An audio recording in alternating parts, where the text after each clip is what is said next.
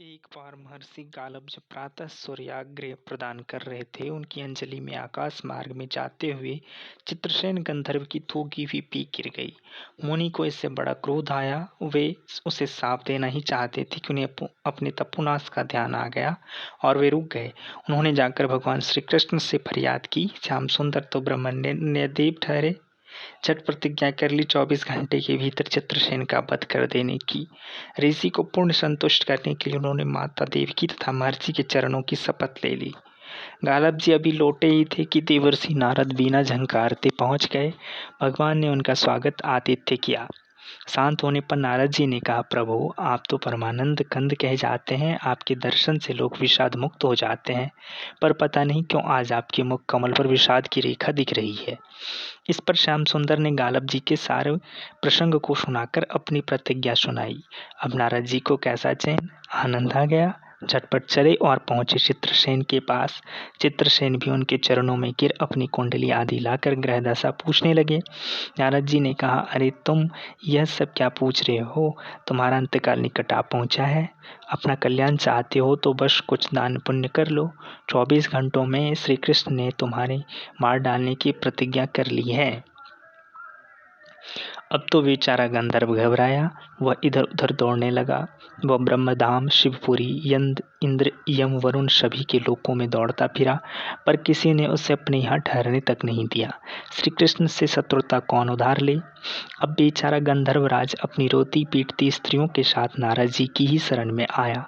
नारद जी दयालु तो ठहरे ही, बोले, अच्छा यमुना तट पर चलो। वहां जाकर एक स्थान को दिखाकर कहा, आज आधी रात को यहाँ एक स्त्री आएगी। उस समय तुम ऊंचे स्वर में विलाप करते रहना, वह स्त्री तुम्हें बचा लेगी। पर ध्यान रखना, जब तक वह तुम्हारे कष्ट दूर करने की प्रतिज्ञा न कर ले, तब तक तुम अपने कष्ट का कारण भूल कर भी मत बताना। नारद जी भी विचित्र ठहरे। एक और तो चित्रसेन को यह समझाया, दूसरी ओर पहुंच गए अर्जुन के महल में सुभद्रा के पास। उससे बोले, सुभद्रे, आज का पर्व बड़ा ही महत्वपूर्ण है।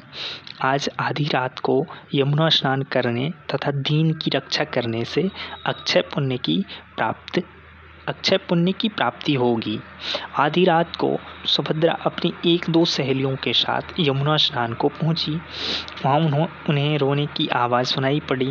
नारद जी ने दीनोद्धार का महात्म्य बतला ही रखा था। सुभद्रा ने सोचा, चलो अक्षय पुण्य लूट ही लूं। वे तुरंत उधर गईं तो चित्रसेन रोता मिला। उन्होंने लाख पूछा, पर वह बिना प्रतिज्ञा के बतलाए ही नहीं। अंत में इनकी प्रतिज्ञाबद्ध होने पर उसने स्थिति स्पष्ट की। अब तो यह सुनकर सुभद्रा बड़े धर्म संकट और असमंजस में पड़ गई।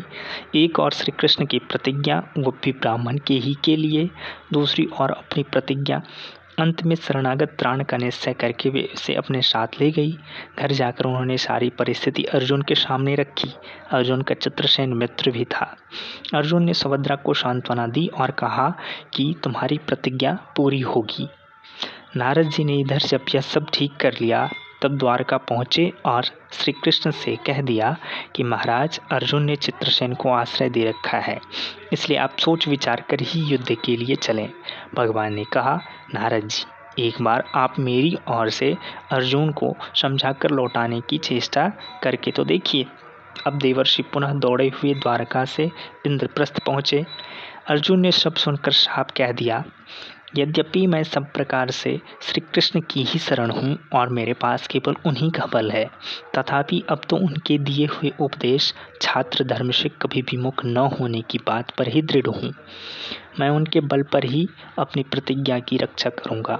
प्रतिज्ञा छोड़ने में तो वे ही समर्थ हैं। दौड़कर देवर्षि अब द्वारका आए और ज्यों का त्यों अर्जुन का वृत्तांत कह सुनाया। अब क्या हो? युद्ध की तैयारी हुई। सभी यादव और पांडव रण क्षेत्र में पूरी सेना के साथ उपस्थित हुए। तुमूल युद्ध छिड़ गया। बड़ी घमासान लड़ाई हुई, पर कोई जीत नहीं सका। अंत में श्री कृष्ण ने सुदर्शन चक्र छोड़ा, अर्जुन ने पाशुपतास्त्र छोड़ दिया।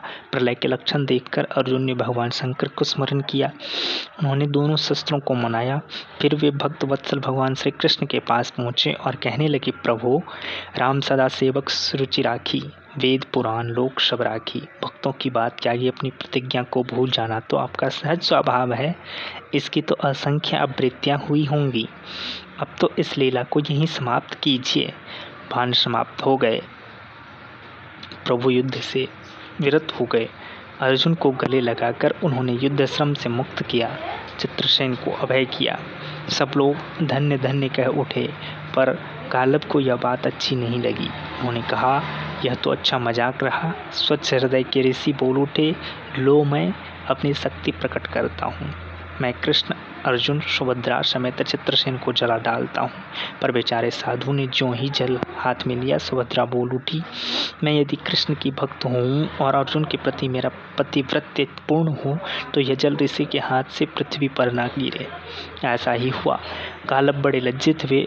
उन्होंने प्रभु को नमस्कार किया और वे अपने स्थान पर लौट गए। तदंतर सभी अपने अपने स्थान को पधारे।